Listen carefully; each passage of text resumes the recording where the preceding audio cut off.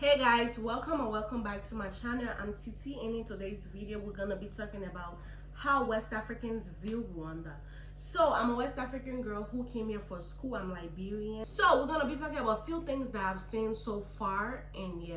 So number one thing I'm gonna be talking about is the food. I feel like here in Rwanda they don't have varieties of food because where I'm from, I grew up my whole life in Liberia. It's like we have a lot of ingredients, a lot of things that will make a good soup, make a good meal, a good dish type of stuff. But yeah, you don't really find too much. There's not too much to like really make things from. So we have a few. They have beans, they have a couple of things there, but compared to Liberia, it's not like that.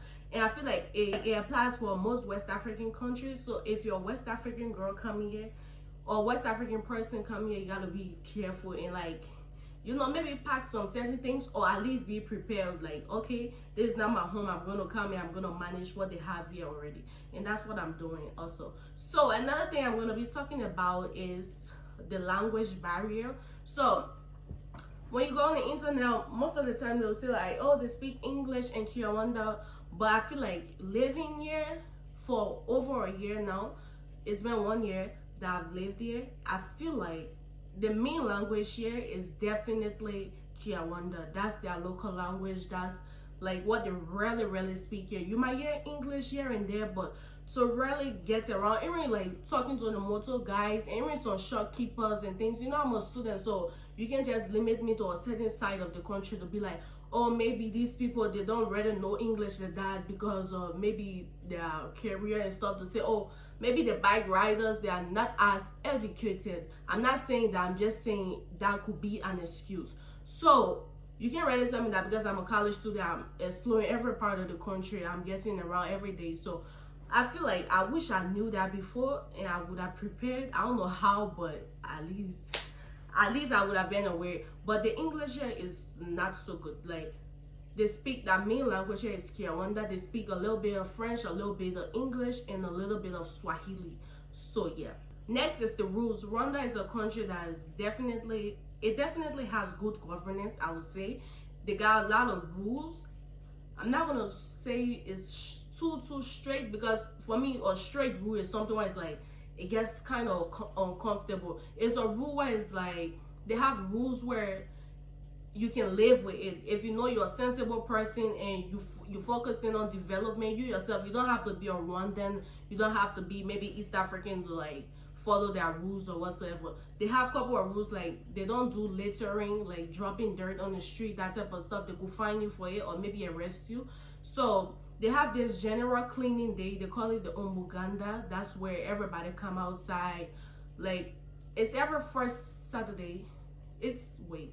I'm confused. You know why? Because in Liberia we have the same Umuganda, but we don't call it Umuganda. We just call it like almost like MCC, cleaning up. So Liberia is every first Saturday. They will come and clean, and then you'll go to shops or working places at a certain time. So for me, coming from Liberia, I'm kind of used to it already, because it's like, we do this in Liberia, you know. So they have this cleaning up stuff, and you cannot come outside your house till the dawn. It's like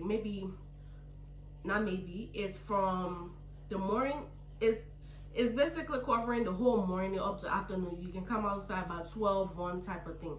So it's every Saturday, so they take one Saturday out of the month to do that general cleaning stuff. And it's something that I feel like everyone in the country knows about it already. So you just gotta be careful and not come outside.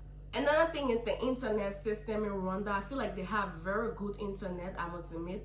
Because like every year to get a router is very easy to get. I don't know if you guys see my router here, but I'm using MTN. It's very easy to get routers in Rwanda, and it's affordable. Like Liberia, where you have to use that scratch card stuff, where it's like so old school. And some people are gonna say like, oh, Liberia has router, but it's not common. Yeah, it's very common. You're going almost every single house that you enter, you're gonna see your MTN Wi-Fi or Box Wi-Fi or Liquid Wi-Fi.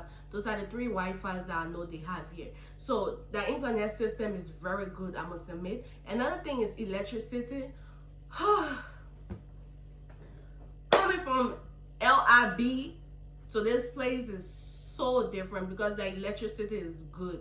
I'm not gonna tell you that it don't go off. It goes off like maybe for an hour or two, Like the maximum could be 2 hours from what I've noticed. Like the maximum could be 2 hours, or maybe when it rains heavy, like it rains super heavy, sometimes you'll see like power will go off. But LIB, bro, sometimes it's like 2 or 3 days, 1 week plus, there's no power, there's nothing. And then it's like there's no form of complaint or anything. It's just it's LIB, bro. You gotta understand it. But hopefully everything gets better. So yeah. So we're gonna next thing is the water issue. For me, I feel like I love that water system in this country where almost every house has its own like running water and things like that. You don't have to go and use the hand pump or the well. This is very modern.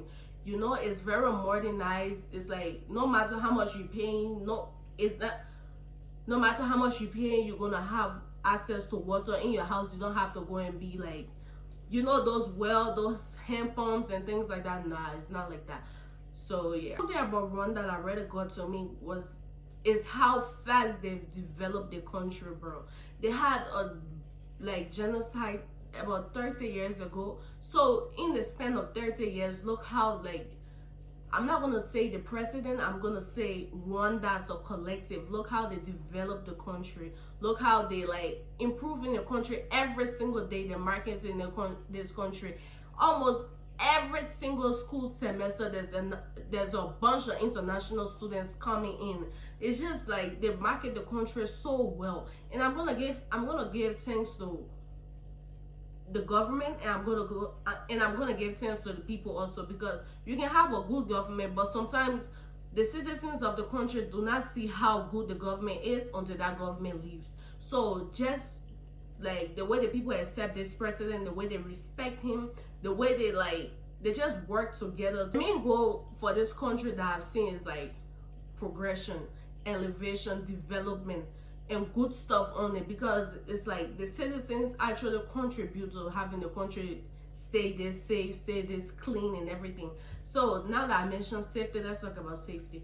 Rwanda is safe, yes, but I need to tell everyone, like, no matter how safe they say a place is, you always have to be careful. They're all human beings. Rwandans as a whole, they're human beings also. They have the bad, they have the good. So I've gotten things stolen from me here, and I've gotten things stolen from me in Liberia also. So the safety part is like, okay, it's not bad.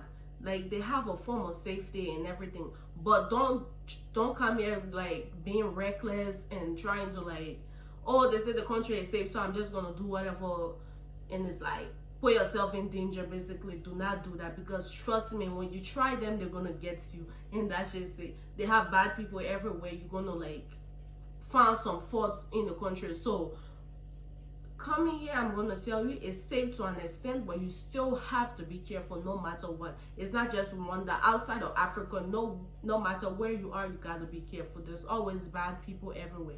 So yeah. But Rwanda, you know, when I was coming here, like, they were saying, oh my God, you can't come with a certain type of clothes, you can't come with this, you can't come with that. It's 50-50, honestly. Because most of the time when you wear a certain type of clothes, you don't go on the road like people looking at you that type of way. And it's not like they don't wear it in the country. I feel like maybe it's the side of the country that I live. Like, people are a lot more conservative, for real. Like, I don't know, they're a lot more conservative. The type of clothes they wear, the type of things that they be doing. And it's not like, oh, the girls that don't be doing stuff. It's just like they know how to cover their things, basically. But for us, it's like we're more expressive, and for them, they're more like, they kind of like, they're just conservative. That's just what I'm gonna tell you. But for us, West Africans as a whole, is like, we just express ourselves, and that's just it. We still have respect, but we just express ourselves. Like, we just bold about our things. But for them, they're more like that type of way. So yeah, that's basically what I've noticed so far. So if you guys have any question, leave it in the comments below, and I'm gonna be sure to either make a video about it or answer you right then and there. So yeah, that's basically it, and I'm gonna see you guys in the next video. Thank you guys for watching, and yeah, bye.